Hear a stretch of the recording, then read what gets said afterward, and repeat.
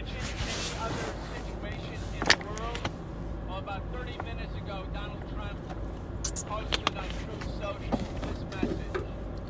Iran should have signed the deal.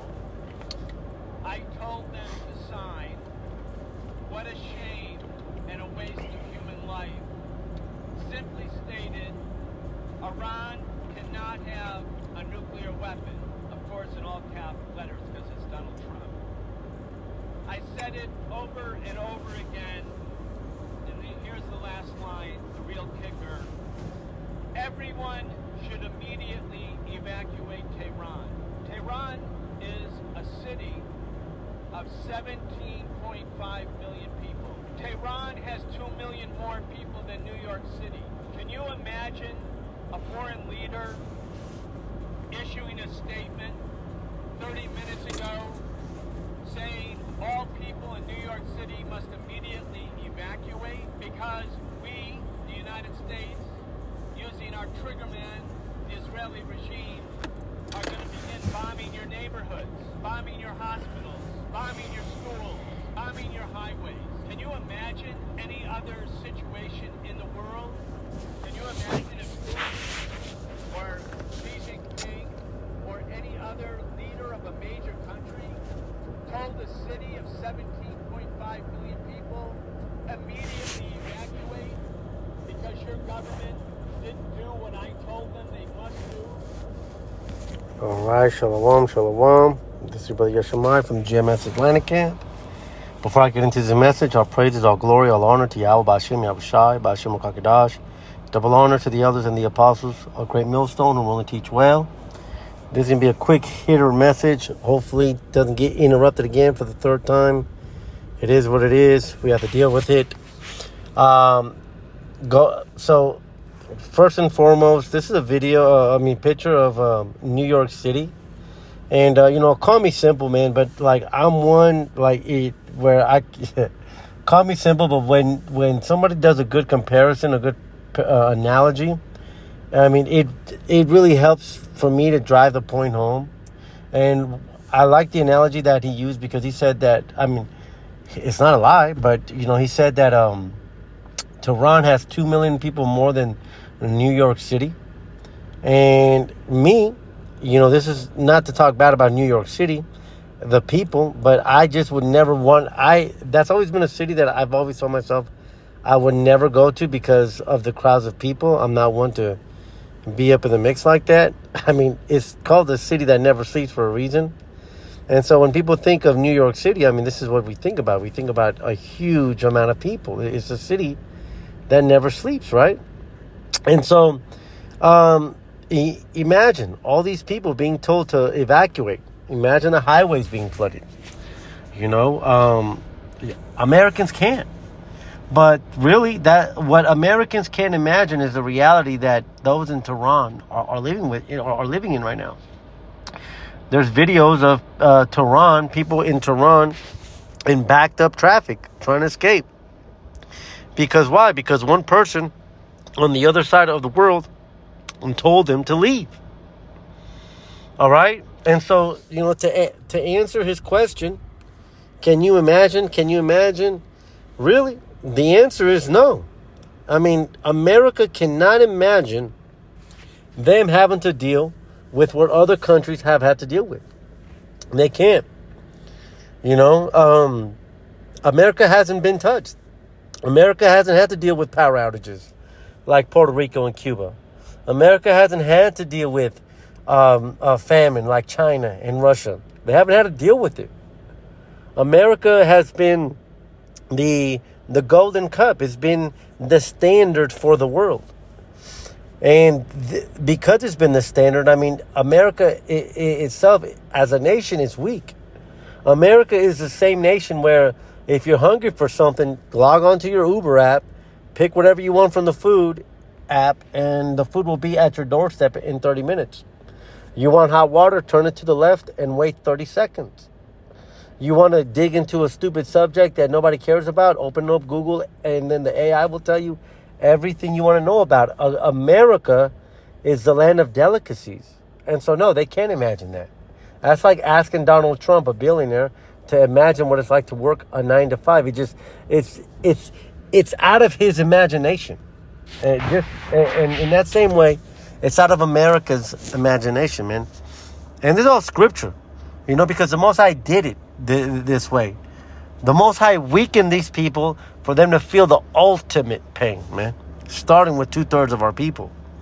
Ezekiel 38 verse 11, and just for the context, this is going into Yahweh Hashem Yahweh Shai putting the thought into Russia, the bear, mentioned in Revelation 13, the end of a thing, right? Because it says that the feet of it were like unto a bear, and we know that anytime the feet are mentioned, the feet are the end of a thing, and the end of America is Russia, the bear.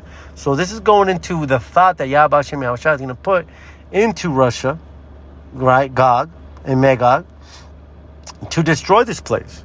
Ezekiel 38 verse 11, and thou shalt say, I will go up to the wall, I will go up to the land of unwalled villages.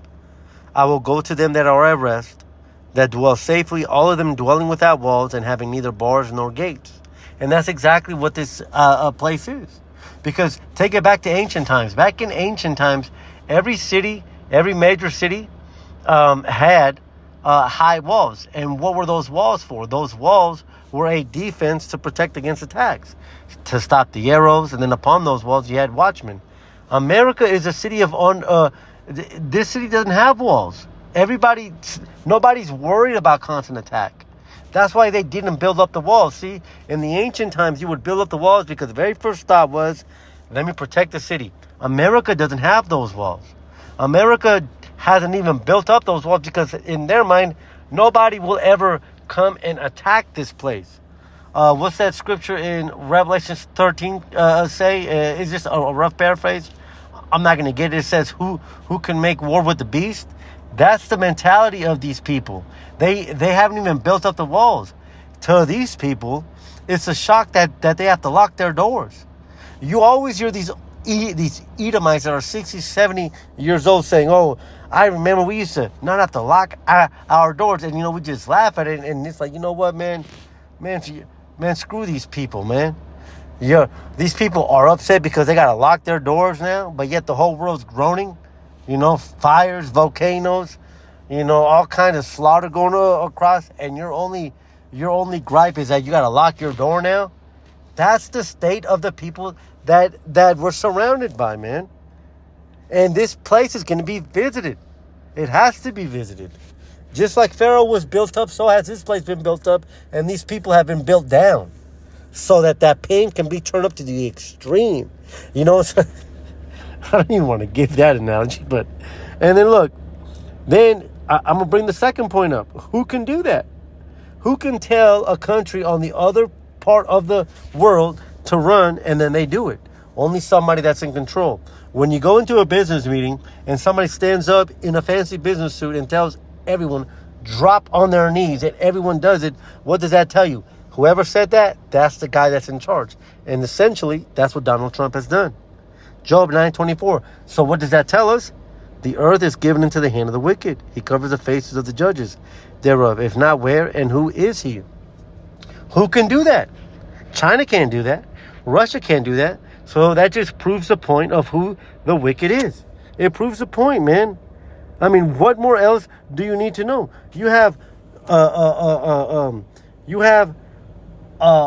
world power across the globe telling another country what to do. And who can do that other than the one that's in control? This is Revelation 17, verse 1. And there came one of the seven angels which had the seven vials and talked with me, saying, come unto me hither. I will show unto thee the judgment of the great whore that sits upon many waters. And then you go down to verse 15. And he said unto me, the waters which thou sawest where the whore sitteth are peoples and multitudes and nations and tongues. And I bring that out because right now, these Amalekites, the so-called the small hats, those are the ones that the great whore is sitting upon that water also. Why? Because it's sending its weapons there. It's sending its technology there. Don't believe the lie that there's a war for Israel, although they did start it. But America's behind that. Israel gets all of its funding, all of its military budget, its weapons through America, man. It all goes back to one group of people. So for you Christians, for those Israelites that are having a hard time coming to grasp that certain people are wicked, how do you explain that? Because, yeah, we all sin, but do you see Mexicans sending weapons to Israel to bomb these Palestinian kids? No, man. Who is able to do that? It goes back to one people, man. Goes back to one people. All right? And I'm going to end it with Daniel 4:17. Hopefully nobody calls me. This is the fourth time I've done this message. Daniel 4:17. This matters by the decree of the watchers and the demand by the word of the holy ones, to the intent that the living may know that the Most High rules in the kingdom of men and gives it to whomsoever he will and sets up over it the basis of men. Now, this is Yahweh Hashem Yahweh Shai's will. Now, we're not called to come against him because he sets up over it whoever he wills, even the basis of men. These Edomites are not on top because of their smarts. These Edomites are on top because it's a humiliation. This is our chastisement. We have cavemen ruling over us. Israel is led by children, man, by kids. And that's what they are, bases of men. And we can link up Romans 13:1 with Daniel 4:17. Let every soul be subject unto the higher powers, Esau, Edom. For there is no power but of Yahweh Hashem Yahweh Shai, the powers that be are ordained of the Most High. All this is by the doing of Yahweh Hashem Yahweh Shai. This bastard is in control, and he can tell people on the other part of the planet what to do. And that proves to you who the wicked is. That proves to you who Babylon is. And that proves to you why this bastard has to come down. This was a quick hitter until the next one. Shalom.